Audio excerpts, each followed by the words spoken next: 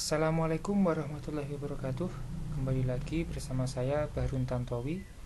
Kali ini kita akan membahas materi tentang rasio atau perbandingan trigonometri pada segitiga siku-siku. Di mana tujuan pembelajaran kali ini yang pertama, kita bisa memahami rasio atau perbandingan trigonometri pada segitiga siku-siku, menghitung rasio atau perbandingan trigonometri pada segitiga siku-siku, dan menyelesaikan masalah menggunakan rasio atau perbandingan trigonometri. Kita akan bahas satu persatu dari tujuan pembelajaran kali ini. Yang pertama, kita akan membahas terkait rasio atau perbandingan trigonometri.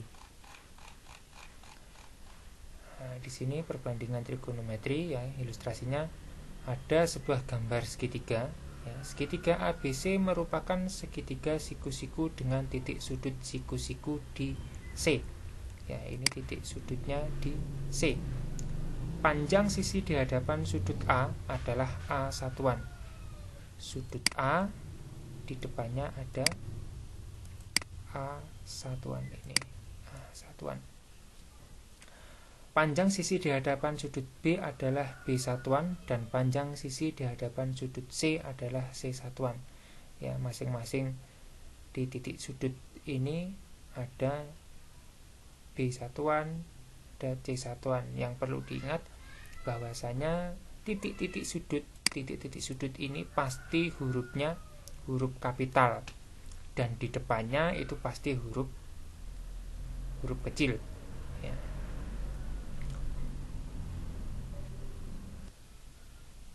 Selanjutnya kita hapus dahulu, ya, ini.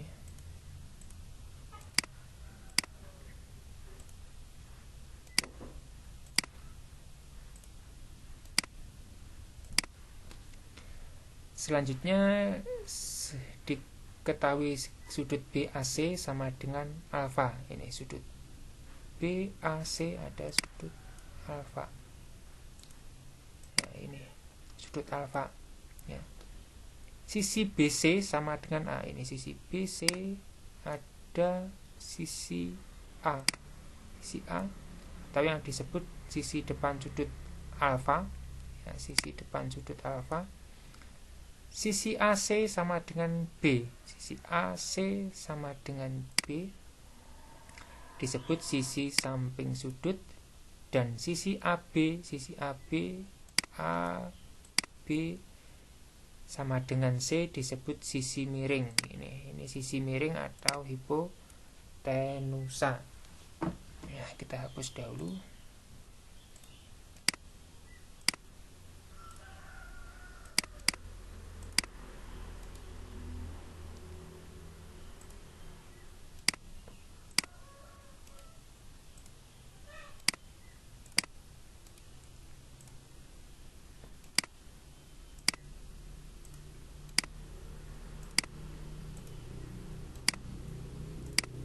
Ya, selanjutnya perbandingan trigonometri pada segitiga siku-siku.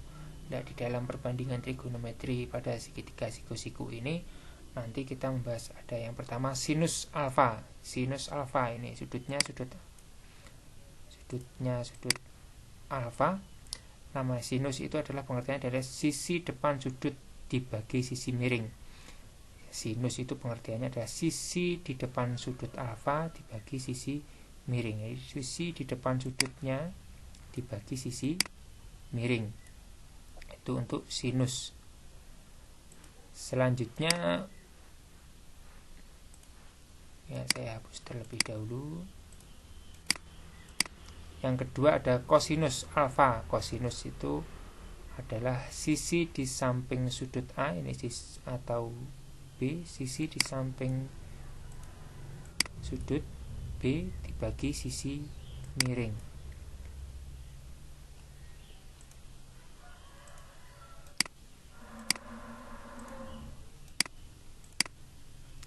Terus tangen alfa adalah sisi depan sudut dibagi sisi samping. Untuk kotangen itu adalah lawan dari tangen. Kalau tangen itu sisi depan dibagi sisi samping, maka kalau kotangan tinggal dibalik saja, sehingga sisi samping dibagi sisi depan. Secant juga sama, secant adalah lawan dari cosinus. Ya, kalau cosinus adalah sisi samping sudut atau B dibagi sisi miring atau C, tinggal dibalik saja. Kalau secant berarti kan kalau ini cosinusnya B per C, berarti secantnya C per B. Sama halnya juga cosecant. Cosecant ini juga lawan dari sinus. Kalau sinus itu di depan sudut dibagi sisi miring, maka kalau cosecant adalah sisi miring dibagi sisi depan sudut. Ya, jadi tinggal dibolak-balik. Kalau sinus lawannya cosecant, kalau cosinus secant, tangan kotangan. Ya, tinggal kita bolak-balik saja. Nah, di sini penulisan sinus dan cosinus disingkat sin. Sin itu untuk sinus dan cosinus untuk adalah cos. Penulisan tangan dan kotangan, kalau tangan disingkat tan, kotangan disingkat kot. Secant disingkat sec, kalau cosecant disingkat cosec. Ya, ini definisi di atas. Ada rumus-rumusnya, rumus-rumus dasar trigono. Kalau secant alfa sama dengan 1 per cos alfa, cosecant alfa sama dengan 1 per sin alfa, kotangan A sama dengan 1 per tangan alfa, tangan alfa sama dengan sin alfa per cos alfa, dan kotangan alfa adalah cos alfa dibagi sin alfa. Itu adalah rumus-rumus dasar trigonometri. Ya, kalau secant ini kan kebalikan ya, secant sepercos ya. Kita langsung ke contohnya. Diketahui segitiga ABC siku-siku di C. Ini siku-sikunya di C. Siku-siku di C dengan panjang sisi A sama dengan akar 5 dan panjang sisi B adalah 2. Jika sudut BAC sama dengan alfa, sudut BAC adalah alfa, ini tentukan nilai ke-6 perbandingan trigonometri untuk sudut alfa. Ya, kita bahas satu persatu. Kita hapus dahulu.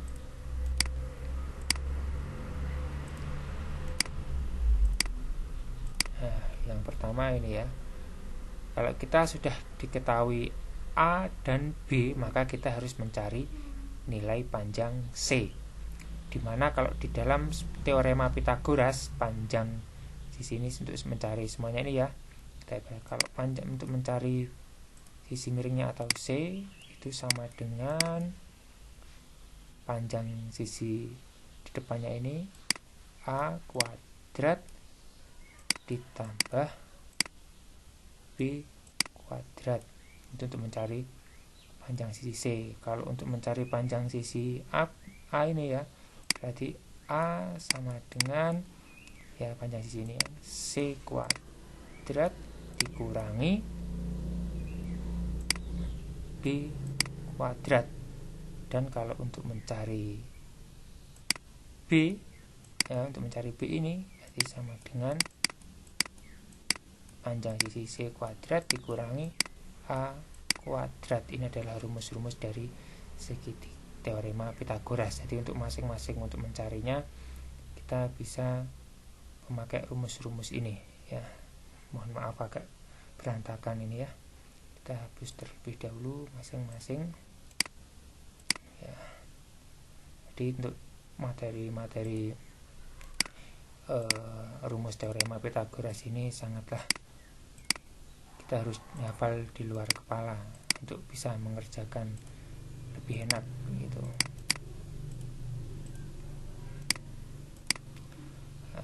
Nah, kita hitungin ya. Kalau nilai C tadi dari teorema Pythagoras, nilai C sama dengan akar dari A kuadrat plus B kuadrat ya. Kita masukkan, kita substitusikan ya. Nah, ini A nya tadi akar 5 kita masukkan, kita substitusikan, terus B nya 2 kita masukkan di sini ya. Nah, akar 5 kuadrat itu kan akar 25, dan akar dari 25 itu kan ketemunya 5 ini ya.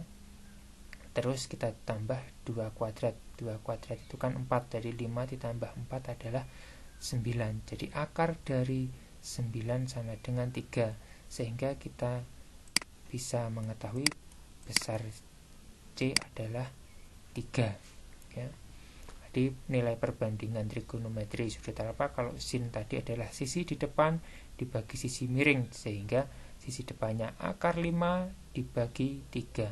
Ini akar 5 dibagi 3 atau sepertiga akar 5.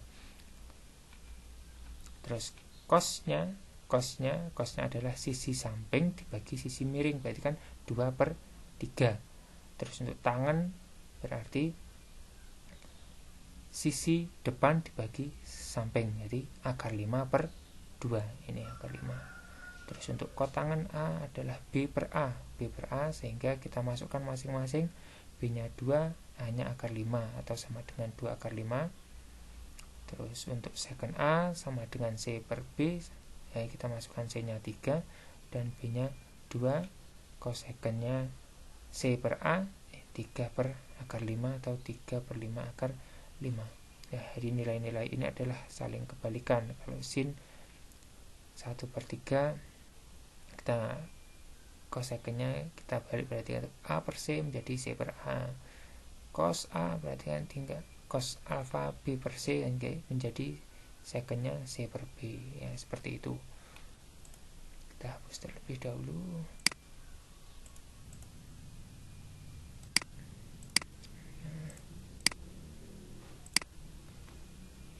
Terus di sini ada contoh yang kedua ya, contoh yang kedua diketahui cos alfa derajat sama dengan setengah dan alfa derajat sudutnya lancip ya, antara 0 derajat ya, alfa terletak di antara